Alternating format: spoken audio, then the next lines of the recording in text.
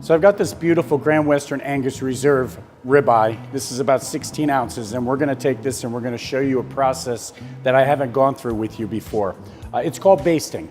So let's show you how we baste. Liberal amounts of kosher salt. Some olive oil on here.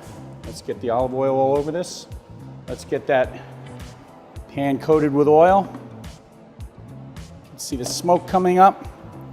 Let's get this steak pressed into the pan and let her go. Okay, we got a nice crust on one side. Let's turn this guy over. Let's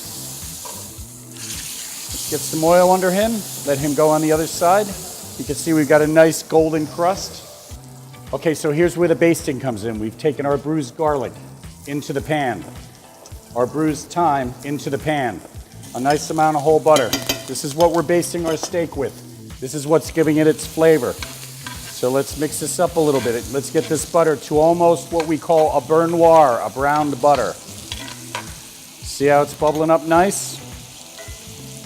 Now let's go ahead, tilt this back. Let's start basting this steak. Absolutely beautiful.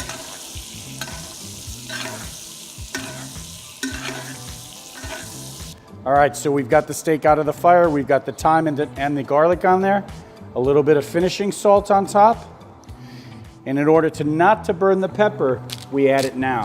A little bit of fresh cracked pepper. This steak is ready to be served.